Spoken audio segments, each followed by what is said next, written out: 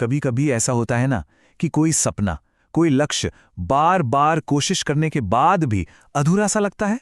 तो चलिए आज एक ऐसे रास्ते की बात करते हैं जो इस निराशा से बाहर निकलने में मदद कर सकता है। और इसकी प्रेरणा हमें कहीं और से नहीं बल्कि हनुमान जी की असीम शक्ति और ज्ञान से मिलेगी।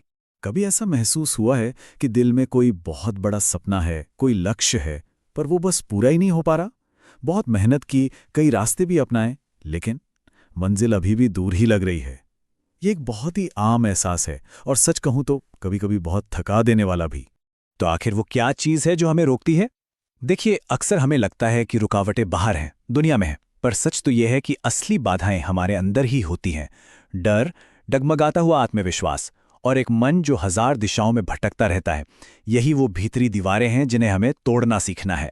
तो इन भीतरी दीवारों को पार करने के लिए हमें किसी बाहरी गुरु की नहीं, बल्कि अपने अंदर की शक्ति को जगाने वाले एक प्राचीन प्रतीक की जरूरत है।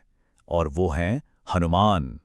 वो जिन्होंने असंभव को संभव करके दिखाया और जिनकी कहानी आज भी हमें अपनी भीतरी शक्ति को पहचानने की राह दिखाती है।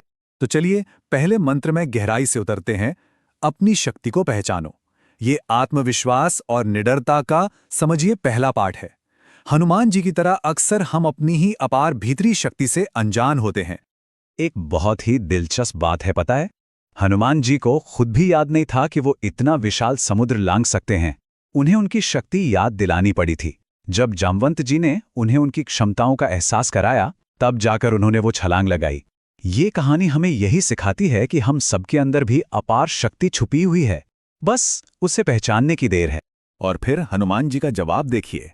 उन्होंने ये नहीं पूछा अगर मैं गिर गया तो, या अगर मैं फेल हो गया तो। उन्होंने बस कहा, यदि यह प्रभु राम का कार्य है तो मैं इसे अवश्य कर सकता हूं। ये सिर्फ आत्मविश्वास नहीं है, बल्कि अपने आप को एक बड़े उद्देश्य के प्रति पूरी तरह से समर्पित कर देने का भाव है, जहां व्यक्तिगत शक के लिए कोई जगह ही नहीं बचती।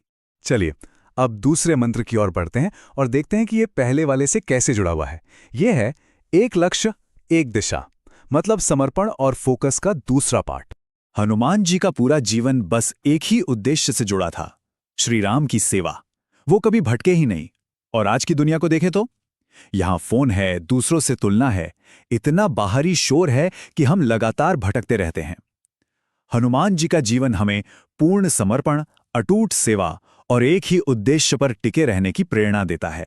तो यहाँ पर जो सबसे ज़रूरी बात समझने की है वो ये है कि जिस तरह हनुमान जी लंका में भी अपने लक्ष्य से नहीं भटके, उसी तरह हमें भी अपने जीवन की लंका को पार करना है। मतलब आज के समय के भटकावों के बीच भी अपने लक्ष्य पर नज़र बनाए रखनी है। और अब आता है तीसरा और आखिरी मंत्र, विनम्रता में शक्ति। ये सेवा और अहंकार रहित होने का पाठ है। यहां हम ये समझते हैं कि सच्ची ताकत दिखावे या अहंकार में नहीं, बल्कि विनम्रता में छिपी होती है। हनुमान जी के पास असीम शक्ति थी, लेकिन अहंकार जरा भी नहीं। जब श्रीराम ने उनसे पूछा, तुम कौन हो? तो हनुमान जी ने कहा, देह से आपका दास हूं, मन से आपका अंश हूं और आत्मा से आप ही हूं। सोचिए, यही विनम्रता ही तो उन्हें महान बनाती है और यही उनकी शक्ति का असली स्रोत है। सफलता के बाद सबसे बड़ा खतरा अहंकार ही तो होता है। तो यहां से सीखने वाली सबसे जरूरी बात यह है, जीवन में जितना ऊंचा उठो उतना ही झुकना सीखो। दूसरों की मदद करो, सेवा का भाव रखो, क्योंकि सच्ची शक्ति विनम्रता में ही बसती है। तो हमने ये 3 मंत्र समझ लिए। अब सवाल ये उठता है कि इस ब्लूप्रिंट को अपनी रोजमर्रा की जिंदगी में उतारा कैसे जाए। चलिए देखते हैं कि इसे एक रोज के अभ्यास में कैसे बदला जा सकता है। ये एक बहुत ही सरल लेकिन शक्तिशाली साधना है। हर सुबह बस कुछ पल के लिए अपने मन में दोहराएं, मैं निर्भीक हूं, मैं केंद्रित हूं, मैं विनम्र हूं। दिन में कोई भी एक काम सिर्फ देने के भाव से करें, बिना किसी स्वार्थ के। और रात में सोने से पहले बस एक नज़र डालें कि आज का दिन कैसा रहा। यकीन मानिए, ये छोटा सा अभ्यास धीरे धीरे एक बहुत बड़ा बदलाव ला सकता है। तो हनुमान जी को कब याद करना है? जब डर से लड़ रहे हों, जब रास्ता भटका हुआ महसूस हो रहा हो, या जब सफलता के बाद अहंकार सिर उठाने लगे।